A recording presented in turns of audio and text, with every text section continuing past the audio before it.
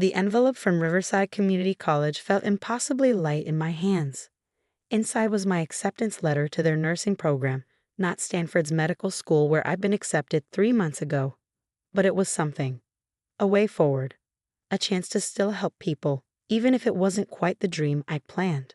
"You don't have to do this," my brother Michael whispered from his hospital bed. "I'll figure something out. Maybe another clinical trial." I shook my head, forcing a smile. "It's done, Mikey. I already transferred the money this morning. All $287,000 of my college fund, carefully saved since I was born, meant to fund my medical school dreams, now redirected to pay for my brother's experimental cancer treatment, a treatment our parents had refused to help with, claiming they couldn't afford it. It's too risky, Dad had said, not meeting our eyes. The success rates are too low. We've already spent everything we can. He'll die without it. I'd screamed, waving the doctor's reports at them. This is his last chance. Then maybe it's God's will, Mom had whispered, crossing herself. We have to accept. No, I'd stood up, my hands shaking. I don't accept that. Not when there's still a chance. That was 3 months ago. Now I sat in a hospital watching my little brother sleep, his body finally responding to the treatment I paid for. The treatment that had cost me my future, my parents' love, and any relationship with my family. The day I'd transferred the money, Dad had called me into his home office. The same office where he ran the family's successful construction company, where he taught me about business and responsibility since I was old enough to understand. "You're making a mistake," he'd said, his voice cold. "That money was for your education. For your future." "Michael's life is more important than my future," I'd replied. "And what about our family's reputation? Taking money meant for education and gambling it on an experimental treatment? What will people think?" I'd stared at him, unable to believe what I was hearing. "Who cares what people think? This is about saving your son. It's about responsibility," he thundered. "About respecting your parents' wishes. If you do this, if you throw away your future on this foolish gamble, don't expect any more support from us. No more allowance, no more car insurance, no more living at home. You'll be on your own." "Fine," I'd said, my voice surprisingly steady. "I'd rather be on my own than watch my brother die when I could have helped." Mom had cried, begged me to reconsider. "Think about your future, Deanna. Medical school has been your dream since you were 10. Watching my brother die has never been part of that dream," I'd responded, walking out of their house for what I thought would be the last time. Now 3 months later, I was working 2 jobs, waitressing and night shift at a convenience store, while taking prerequisites at community college. My tiny studio apartment barely fit a bed and desk, but it was mine. Paid for with honest work, just like everything else in my new life. The doctors were cautiously optimistic about Michael's progress. The experimental treatment was doing exactly what they'd hoped, shrinking tumors that had been declared inoperable. He even started talking about going back to college himself once he recovered. Our parents hadn't visited him once since I paid for the treatment. Their form of protest, I suppose. Or maybe they couldn't face the evidence that they'd been wrong. "Miss Anderson." A nurse poked her head into the room. "There's someone here to see you. Says he's your parents' business partner." I frowned. "Frank Davidson?" She nodded. "He's quite insistent." Frank had been Dad's partner in Anderson and Davidson Construction for 20 years. He'd been like an uncle to me and Michael growing up, always bringing us presents from his business trips, attending our school events when our parents were too busy. I found him pacing in the hospital waiting room, looking older and more troubled than I remembered. "Diana," he said, pulling me into a quick hug. "You look tired, kiddo." "Working 2 jobs will do that," I replied. "What brings you here, Uncle Frank?" He glanced around the waiting room, then pulled me into a quiet corner. "There's something you need to see. Something I've been struggling with since I found out what happened with Michael's treatment." He pulled out a thick folder from his briefcase. "These are financial records from the company, specifically from a special account your father set up 3 months ago." I took the folder, my hands trembling slightly as I opened it. Inside were bank statements, transfer records, investment documents. "I don't understand," I said, scanning the numbers. "This shows a transfer of $500,000 right around the time Michael needed the treatment. But Dad said they couldn't afford." "Keep reading," Frank urged quietly. I flipped through more pages, my confusion growing. "These are receipts for A vacation house in the Bahamas? A new yacht? But how could they afford this if they couldn't help Michael? Frank's face was grim. There's more. Check the source of the funds. I turned to the original transfer document and felt my world tilt sideways. The money had come from a trust fund, my trust fund.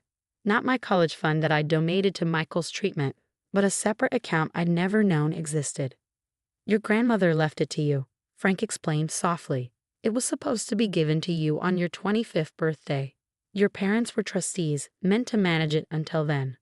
But they used it to buy themselves luxury items while claiming they couldn't afford to save their own son. My voice cracked. How could they? That's not all, Frank said, pulling out another document. Look at the date they transferred the money. One day after you used your college fund for Michael's treatment. Almost like they were punishing me, I finished, feeling sick. They let me sacrifice my future, my dreams, when they had access to money that could have saved Michael without costing me anything. Frank nodded sably. I've been trying to figure out how to tell you. It's not right, Deanna. What they did isn't just morally wrong, it's legally questionable. As trustees, they had a fiduciary duty. My phone buzzed, interrupting him. A text from my mother. Coming to see Michael tomorrow. Please don't be there. We need family time with our son. Family time. After 3 months of ignoring him, of letting me work myself to exhaustion trying to build a new life while caring for my brother, they wanted family time. I looked at the documents in my hands, then at Frank's worried face. Uncle Frank, I said slowly, I'm going to need copies of everything. And maybe the name of a good lawyer. He reached into his briefcase again. Already got them right here, kiddo, and I know just the person you should talk to. I hugged the documents to my chest, thinking about all the nights I cried myself to sleep, believing I'd lost my family's love by defying their wishes to save my brother. All the times I doubted my decision while working double shifts on 3 hours of sleep. Little did I know, this was just the beginning.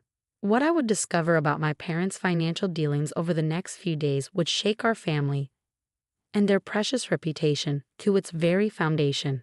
The law office of Patricia Chen specialized in trust litigation. Her corner office overlooked the city skyline, but she barely seemed to notice the view as she reviewed the documents Frank had provided.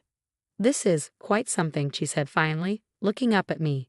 Your parents didn't just misappropriate your trust fund.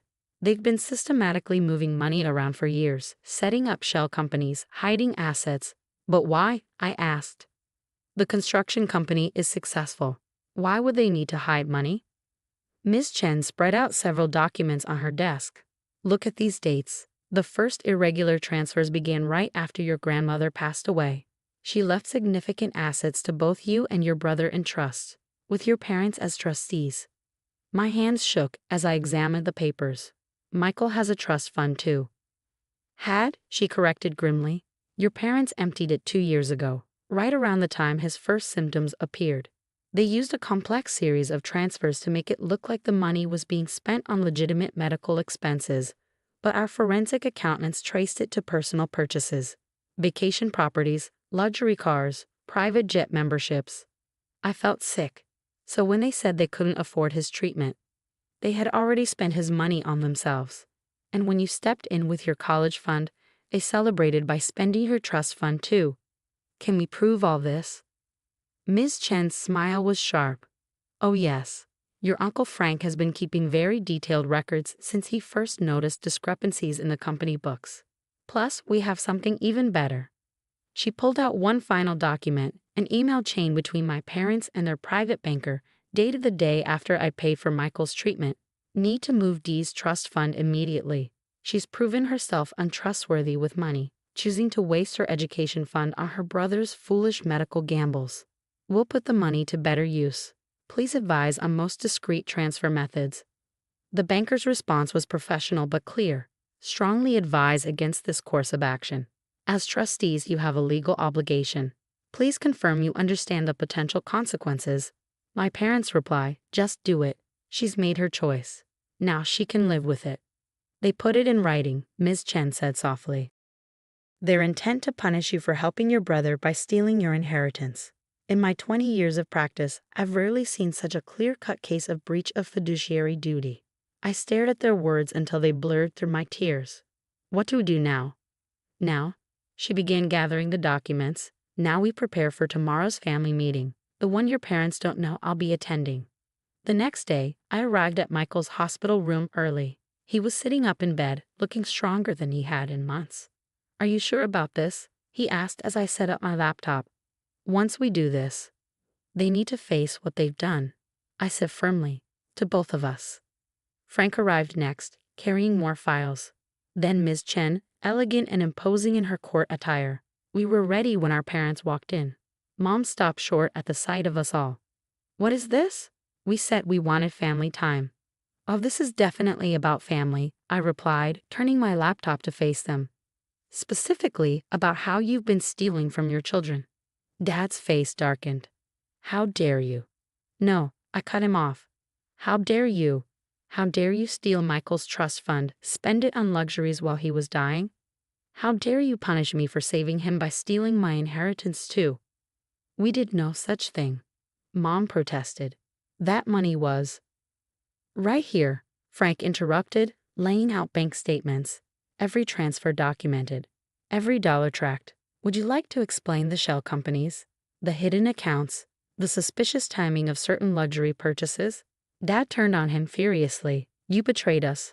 After 20 years? No, Robert, you betrayed your children. I'm just helping expose the truth." Ms. Chen stepped forward. "Mr. and Mrs. Anderson, I'm Patricia Chen, trust litigation attorney. We have clear evidence of breach of fiduciary duty, misappropriation of trust assets, and potentially criminal financial misconduct. Would you like to discuss this here or in court?" Mom sank into a chair, her face ashen. Dad looked like he might explode. "You ungrateful," he started, but Michael's voice cut through the tension. "Why?" My brother's question was simple but devastating. "Why did you steal my money and let me think I was going to die because treatment was too expensive? Why did you let Diana sacrifice everything to save me when you had the means to help? We were protecting you both." Mom burst out. "That experimental treatment, it was a risk. We didn't want you wasting your inheritance on something that might not work. So you spend it on a yacht instead?" I asked incredulously. "On vacation houses and private jets?" "We earned that money," Dad shouted. "All those years managing your trusts, dealing with investments. As trustees," Ms. Chen interrupted coldly, "you were legally and ethically bound to manage those funds for your children's benefit, not your own enrichment. Would you like to see the penalties for this level of breach?" She laid out another document, a draft lawsuit with potential damages that made even Dad's face go pale. "You have two options," she continued. "One, we take this to court. Every detail becomes public record. Your reputation, your business, your standing in the community, all destroyed. You'll likely face criminal charges for financial fraud. Or," Mom whispered, "or you sign these papers now. Return every penny taken from both trusts with interest. Transfer control to an independent trustee, and step down from any involvement in the construction company." "You can't do this," Dad protested weakly. "The company is my life's work." "The company has my name on it too," Frank reminded him, "and I have enough documentation of financial irregularities to trigger a full audit. Your choice, Robert." I watched my parents' perfect facade crumble as they realized the depth of their exposure.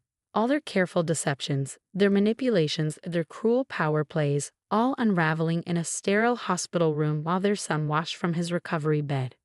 3 hours later, they left in defeat, having signed everything Ms. Chen put in front of them. The empire they built on stolen trust funds and broken trust was over. "What happens now?" Michael asked into the heavy silence. "Now you focus on getting better," I told him. "The trust will be properly managed by an independent trustee. Your treatment is fully funded. And when you're stronger, you can go back to college. What about you? Will you go back to Stanford?" I smiled, feeling truly light for the first time in months. "Actually, I've been thinking. This whole experience, it's shown me something about myself. About what really matters." I pulled out my Riverside Community College nursing acceptance letter. I still want to help people, but I think I can do that just as well as a nurse. And this way, I can start sooner, work while studying, really understand healthcare from the ground up. Michael reached for my hand. "You're amazing, you know that? You gave up everything to save me, and somehow you made it into something positive. Not everything, I corrected him. I gave up money and a specific path, but I gained clarity. Understanding of what real family means, not control and manipulation, but sacrifice and support. Frank cleared his throat. Speaking of support, the company board met this morning. We'd like to offer you a position, Diana, Special Projects Manager, focusing on our healthcare facility construction division. Your perspective as someone who's seen healthcare from the patient advocate side would be invaluable. I stared at him. But I don't have any construction experience. You have something better, he said firmly. Integrity. Compassion.